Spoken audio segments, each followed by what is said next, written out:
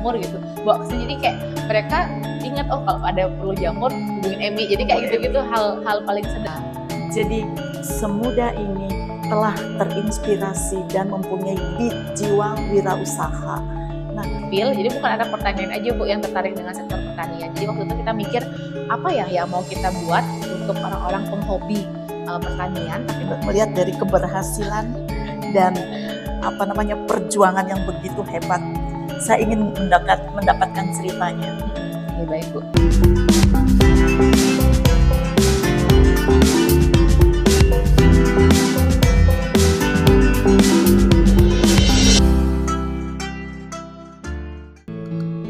Om Swastiastu. Halo sahabat Ibu Tani, inspirasi Bunda Tani Bali. Kita berjumpa lagi bersama saya Bunda Tuti Kusuma Wardani. Saya akan memandu sahabat Ibu Tani untuk mengulik dunia pertanian di Pulau Dewata yang tentunya akan menginspirasi kehidupan kita di rumah. Nah, di samping saya sekarang sudah hadir seorang wanita muda, boleh dikatakan beliau adalah wanita tani milenial. Beliau wanita yang sangat energik dan sangat menginspiratif. Hobinya juga sering bertualang ke luar daerah. Beliau adalah Bunda Emi. Salam sehat Bunda Emi, apa kabar? Baik, salam sehat juga Ibu Tuti, sehat selalu ya tentunya. Luar biasa, ternyata Bunda Emi ini dengan penampilannya yang sangat bagus dan sangat rapi, padahal beliau adalah seorang wanita tani.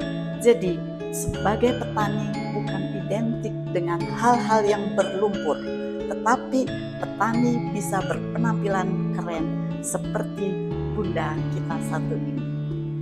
Bunda Emi, gimana, senang pada hari ini? Wah, hari ini senang banget ya Bu Tuti karena kesempatan untuk bisa sharing dan ketemu langsung dengan ibu-ibu wanita tani yang lain dimanapun berada dan khususnya ada di Bali.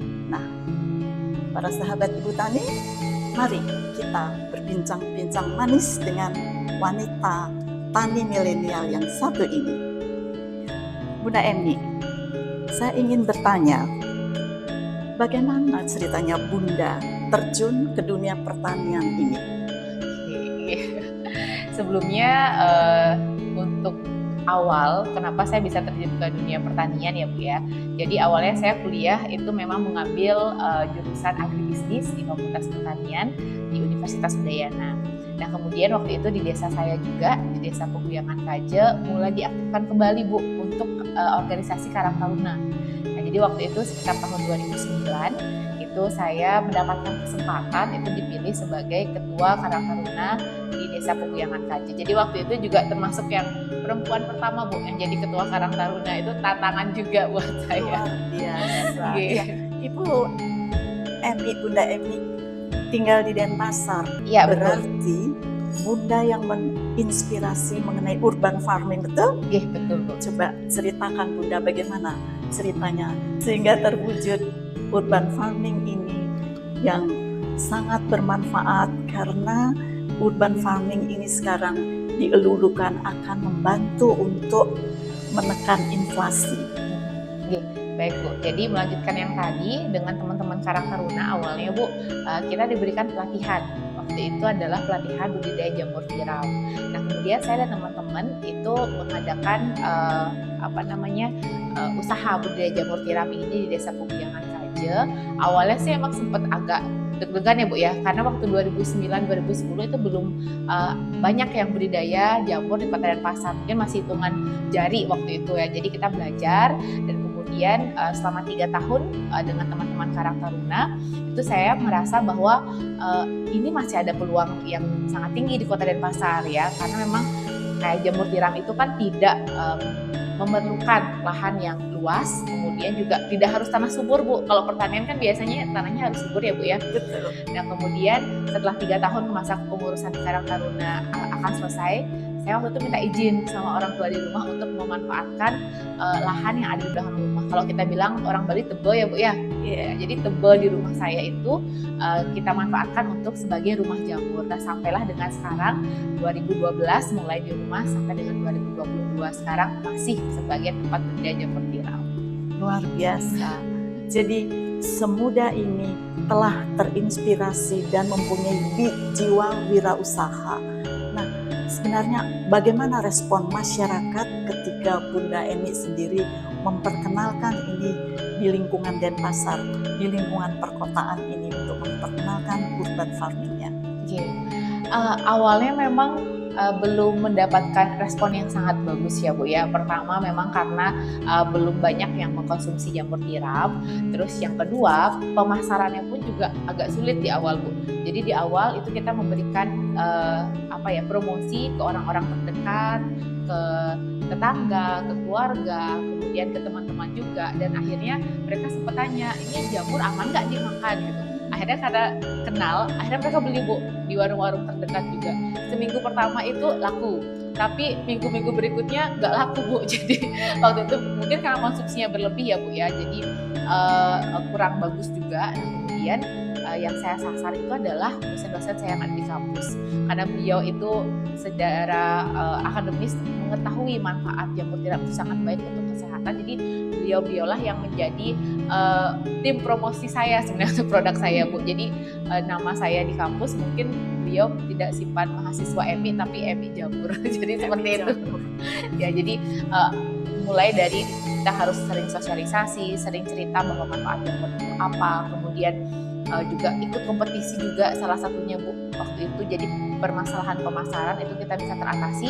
Jadi kita waktu itu mensuplai jamur ke seluruh swalayan yang ada di Bali. Seperti itu.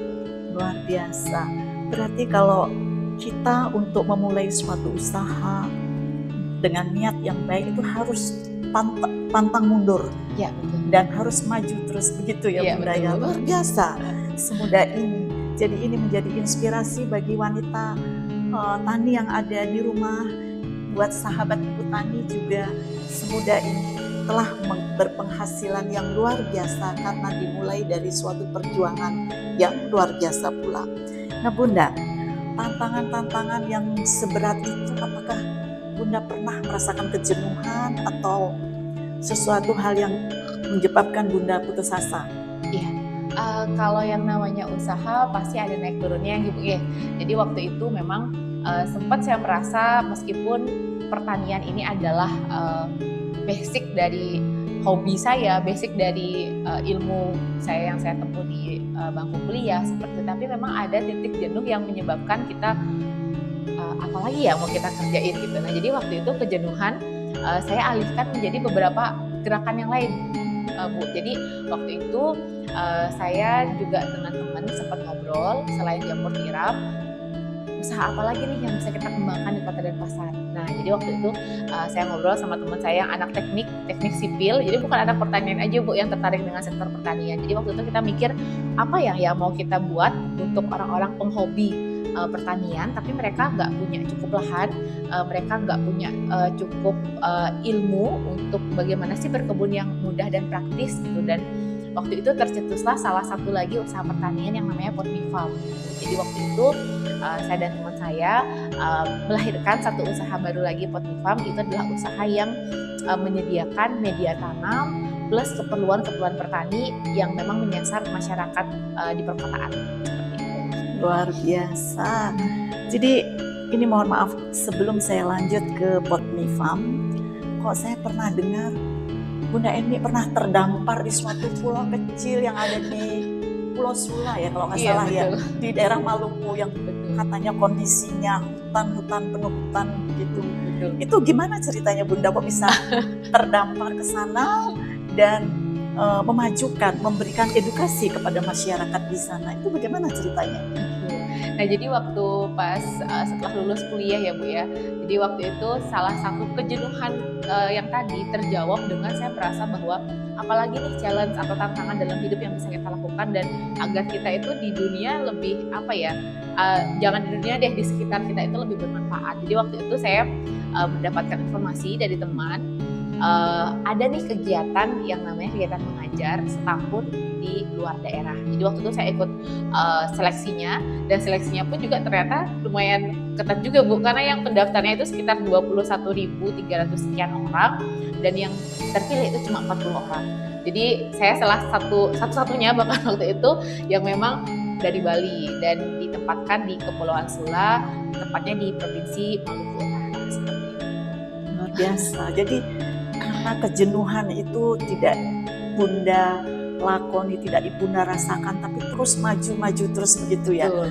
Tapi yang saya ingin tahu, bagaimana waktu itu respon daripada masyarakat di Pulau Sula itu ketika Bunda Emi, seorang perempuan yang mau memberikan edukasi dan untuk mensejahterakan mereka, itu bagaimana respon mereka? Awalnya itu memang agak kaget ya Bu ya, karena memang secara kultur kita di Bali dengan masyarakat yang ada di Maluku sana sudah berbeda ya. Jadi ada banyak sekali sebenarnya cerita unik. Mungkin salah satunya yang saya ceritakan adalah ketika hari pertama saya baru mengajar itu penyambutannya luar biasa. Ibu guru, kepala sekolah di sana. Jadi satu desa kita ditempatkan satu orang sendiri-sendiri Bu. Nah kemudian di hari-hari berikutnya karena musim ombak dan guru-gurunya ke sekolah itu, jadi hari pertama itu hari berikutnya saya ngajar satu orang sendiri Bu, dari kelas 1 sampai kelas 6. Jadi waktu itu untuk menghandle sekian banyak siswa, saya langsung putar otak, apa nih kegiatan yang bisa kita lakukan. Jadi waktu itu saya bikin games anak-anak karena sekolahnya juga lumayan berantakan, kotor seperti itu. Jadi saya minta anak-anak per kelas untuk lomba mengumpulkan sampah. Nah, saking semangatnya ya Bu ya anak-anak di sana untuk ngumpulin sampah, mereka nggak cuma ngumpulin sampah di kelasnya Bu dan di seputaran sekolah, tapi sampai sampah-sampah di rumahnya mereka itu mereka ambil dan mereka kumpulin ke sekolah. Nggak sampai di sana Bu, tapi waktu itu akhirnya orang tua murid, mama-mama di sana itu mungkin ngerasa agak aneh ya, kenapa ini ibu guru baru datang beberapa hari di sini, malah anak-anaknya mereka yang sudah rapi, bersih, pakai seragam sekolah, itu justru disuruh ngambil sampah. Jadi waktu itu saya langsung diprotes Bu ke sekolah, bilang, ibu guru Jawa, saya dibilang ibu guru Jawa Bu, karena bagi mereka yang di luar daerah Maluku itu pasti adalah Jawa. Jadi mereka bilang, ibu guru Jawa, beta mau anak tuh suruh rapi-rapi, suruh bersih, kenapa tuh suruh ambil sampah. Jadi itu saya kaget dan logatnya tuh marah Bu. Jadi kayak oke, mungkin tidak semua kebudayaan kita bisa kita ambil gitu ya. Itu salah satu pengalaman di hari awal. Nah kemudian pengalaman lain terkait dengan pertanian juga. Jadi di sana sayuran yang biasa mereka konsumsi itu seperti kangkung, itu yang biasa mereka kenal, dan akhirnya saya memperkenalkan beberapa jenis sayuran yang lain Bu. Jadi waktu itu saya bawakan benih, saya kirimkan dari Bali waktu itu kayak wortel, kemudian sayur hijau, pokcoy yang seperti itu untuk dicoba ditanam di sana, dan akhirnya hasilnya memang luar biasa bagus sekali. Kita manfaatkan perahu-perahu yang memang sudah tidak terpakai, yang mereka buang begitu saja ke laut. Saya ajak anak-anak dan ibu-ibu di sana untuk, Mama, mari katong tanam sayur sudah di darat. Di darat itu di darat, di rumah-rumah dan di sekolah menggunakan perahu-perahu tadi Bu. Dan awalnya mereka, guru ini bisa tumbuh kasih gitu, bisa tumbuh atau enggak gitu. Awalnya ragu-ragu juga, saya juga melihat suhu dan cuaca sepertinya mendukung pada saat itu. Kita coba dan tumbuh, dan itu menjadi salah satu kebanggaan buat ibu-ibu di sana juga, karena biasanya mereka melihat kayak wortel itu adalah nggak sesegar itu Bu, karena biasanya kan dikirimnya dari Makassar dan itu sudah beberapa hari, dan itu mereka paling ngelihatnya di kabupaten bukan di desa gitu. Itu sih Bu pengalaman berkebun dan belajar di sana. Nah itu dia. Jadi kalau kita tidak pernah mengeluh, tidak pernah putus asa, tentu hasilnya akan sesuai dengan apa yang kita kerjakan. Kita bisa terinspirasi dari cerita dari Bunda Emi pada hari ini. Kemudian Bunda, saya pengen mendengarkan masalah gimana ceritanya ini ada Potmi Farm. Jadi kira-kira gimana ceritanya dan omsetnya itu sampai berapa sekarang? Melihat dari keberhasilan dan perjuangan yang begitu hebat, saya ingin mendapatkan ceritanya. Oke, baik Bu. Jadi kalau untuk Potmi Farm ini memang usahanya kan terlahir dari ide apa yang bisa kita kembangkan untuk membantu para penghobi yang suka bertani atau berkebun untuk skala rumah tangga ya Bu ya. Jadi setelah awalnya waktu itu kita ada pelatihan bareng juga Bu. Kita waktu itu makan produk mie yang tinggal seduh langsung dimakan. Jadi kita inspirasi dari sana juga Bu. Jadi kita waktu itu amati apa ya produknya yang bisa kita kembangkan, dan kemudian terinspirasilah namanya Pot Mie Farm tadi. Nah kemudian kita pikir kalau pangsa pasar kita hanya di seputaran Denpasar aja terlalu sempit seperti itu, karena kan penghobi banyak juga yang dari luar Denpasar. Nah akhirnya waktu itu kita coba di tahun 2016 itu kita coba pasar online. Kita pertama kali jual di Tokopedia Bu. Jadi 2017 kita mulai pasar online. Saya bilang sama teman, emang ada ya orang beli produk-produk pertanian itu lewat online? Karena kalau dulu 2016-2017 mungkin kebanyakan orang beli baju, beli sepatu mungkin online ya Bu ya. Saya waktu itu sempat sama teman nggak cocok, jangan deh pasarin online. Tapi teman bilang yaudah coba aja nggak apa-apa. 6 bulan 1 tahun pertama itu hasilnya memang tidak terlalu bagus Bu. Jadi memang yang beli belum terlalu banyak karena promosi kita juga belum gencar. Nah akhirnya setelah 2017 akhir itu ada kompetisi dari Tokopedia langsung, kita daftar, di sana kita lolos 20 besar, dapat mentoring. Jadi kita diajarin gimana sih caranya biar produk kita itu bisa ketemu sama si calon konsumen yang tepat. Terus juga produk kita itu biar menarik, karena kan orang kalau pasar online itu nggak ngeliat produk kita langsung, ngeliat foto-foto produknya kita, gimana kita cara ngambil foto yang bagus, gimana bahasa promosinya yang mudah dimengerti oleh konsumen kita kayak gitu.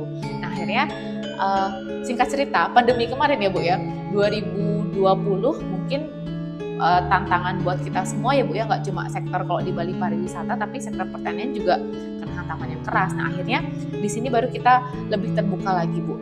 Ternyata pandemi kemarin justru mengajarkan kita, untung kita sudah memulai lebih awal startnya. Karena pandemi kemarin omset kita sampai meningkat sekitar 400%. Iya. Karena orang-orang kan waktu itu sudah jarang nggak bisa keluar ya Bu ya, sudah terbatas untuk kegiatan, jangankan untuk kegiatan berkebun dan hobi, kegiatan cari makan aja susah gitu kan Bu ya.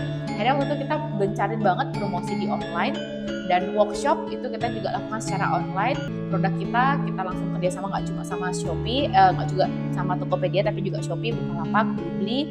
Dan di sana kita merasakan bahwa kalau nggak pernah nyoba hal baru, kita nggak akan pernah tahu, meskipun nanti hasilnya nggak sesuai dengan ekspektasi atau harapan, tapi seenggaknya kita udah pernah nyoba. Dari sana kita belajar apa yang harus kita benerin dan apa yang harus kita lengkapi lebih banyak lagi gitu.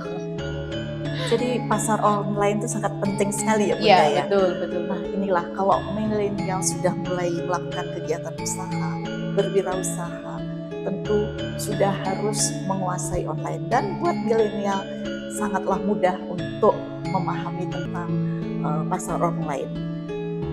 Kemudian yang saya ingin tanyakan Bunda, untuk kedepannya ini, harapan Bunda, inspirasi Bunda, apa yang harus kita sampaikan kepada sahabat Ibu Tani? Karena pasti sahabat Ibu Tani yang ada sekarang sangat terinspirasi dengan cerita Bunda Emi tadi, betul kan? Silakan.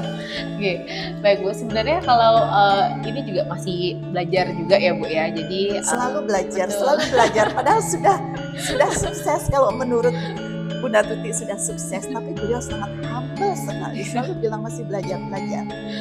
Kita dengarkan lebih lanjut. Oke, jadi yang bisa saya bagikan di sini adalah ketika kita mencoba sesuatu hal yang memang sudah sesuai dengan hati kita, dengan apa yang kita senangi gitu, dan itu memberikan manfaat buat orang-orang di sekitar kita, itu tekuni ya. Jadi kalaupun misalnya dalam beberapa waktu kita ketemu kendala, tidak semua kendala itu membuat apa yang kita lakukan terhenti, tapi kendala itu membuat kita lebih lebih strong lagi, untuk lebih kuat lagi, dan dari sana kita belajar apa yang harus diperbaiki dari usaha kita.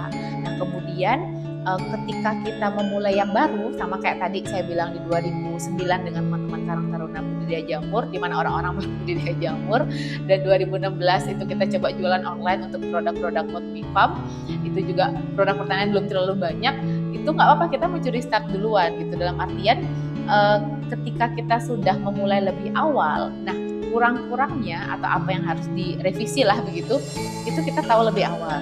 Nah di sana juga kita bisa mendapatkan jejaring yang tidak terbatas seperti itu ya Bu ya kalau di Berarti online. harus berani curi start lebih awal. Salah satunya itu betul Itu Bu. ide awalnya. Iya.